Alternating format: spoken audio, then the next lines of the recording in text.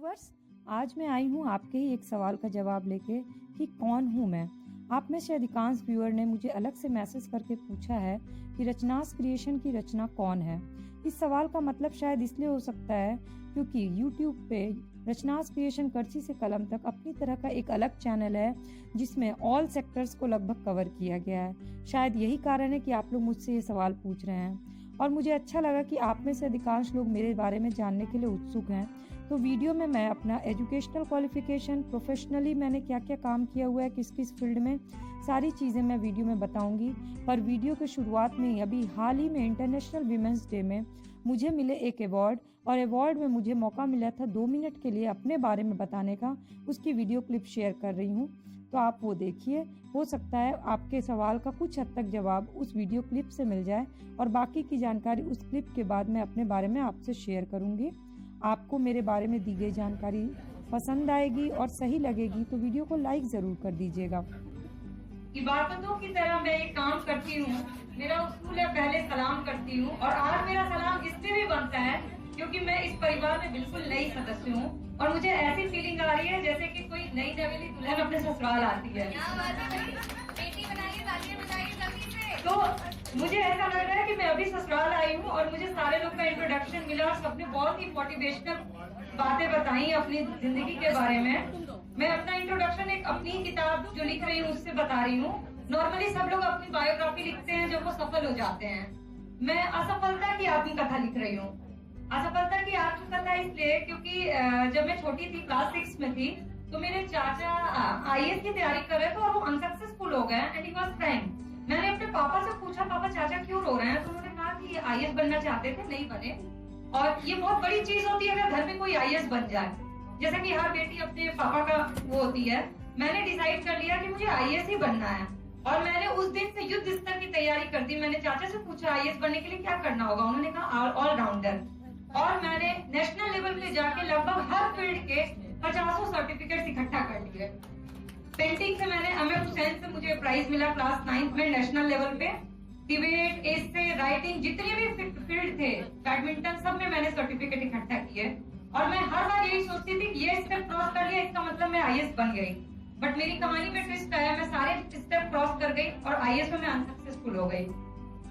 तो उसके बाद वही मैं मिसेस IAS बन गई, मेरे हस्बैंड IAS हैं और हमारी लव मैरिज हुई है। फिर लोगों ने मुझे बोला कि तुम बिल्कुल अपने नाम की तरह हो, रचना मतलब क्रिएशन, तो तुम घर पे नहीं बैठो और रचना नाम से कुछ शुरू करो।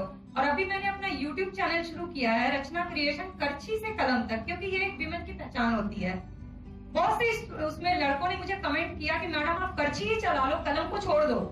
लेकिन मैंने IAS की तैयारी से रिलेटेड बहुत सारी वीडियोस डाले और आज वो मोनेटाइज हो गया है, मुझे पेमेंट मिल रहा है YouTube से, जिसमें मैं कुकिंग रेसिपीज भी डालती हूँ, नेचुरोपैथी भी डालती हूँ, योगा, डांसिंग, सिंगिंग, सब कुछ जो भी मैं करती हूँ, हॉबीज। और उसके अलावा मैं स्टूडेंट्स को पढ़ाती भी हूँ ऑनलाइन। तो एक औरत अगर चाहे तो भगवान सब दरवाजे बंद कर लेता है, लेकिन औरत चाहे तो इतनी ताकत होती है, देखने में बड़े वीक होती है कि उसमें छेद करके एक रोशन नल तो बना ही लेती है सांस लेने के लिए। तो सबका थैंक यू और स्पेशली पवन सर का बहुत बहुत धन्यवाद इस इतने प्यारे से परिवार में शामिल करने के लिए।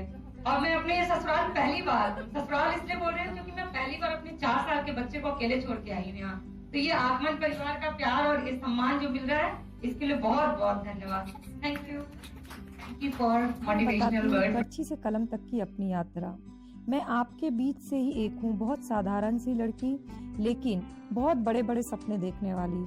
मैंने बिहार के एक छोटे से जिले से स्कूलिंग की और जिस समय मैं स्कूलिंग कर रही थी उस समय बिहार में अभी की जितनी सुविधाएं नहीं थी, झोपड़ी वाले स्कूल्स होते थे, लेकिन पढ़ने का शौक बहुत था तो पढ़ती रहती थी।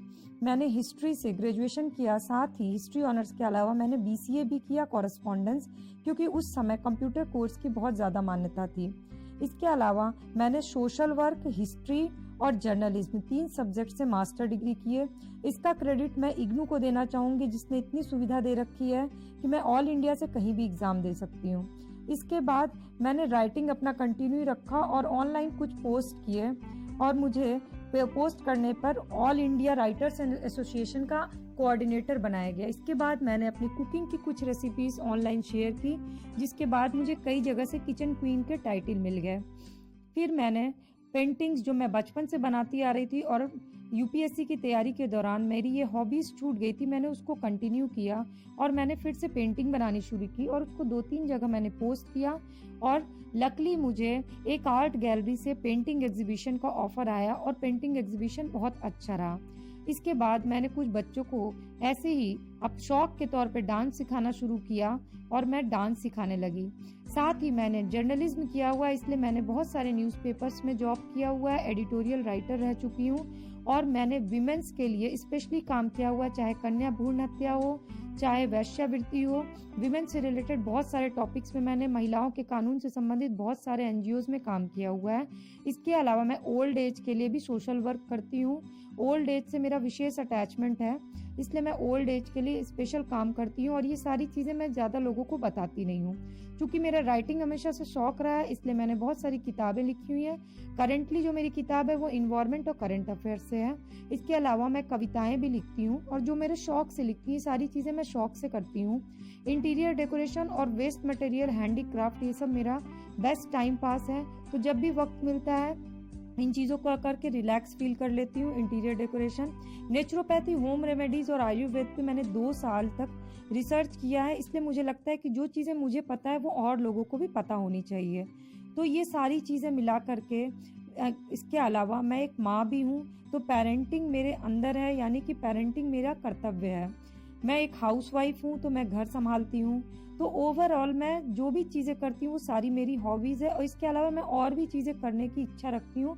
मुझे लगता है कि जो भी चीज़ें दुनिया में हैं सीखने के लिए वो मुझे ज़रूर आनी चाहिए और जो भी चीज़ें मुझे पता है वो और लोगों से मैं शेयर कैसे कर सकूँ, इसका एक ज़रिया बना है यूट्यूब चैनल ने मुझे मेरी हॉबीज़ को और मेरी जानकारियों को और लोगों से शेयर करने का एक अच्छा मौका दिया है।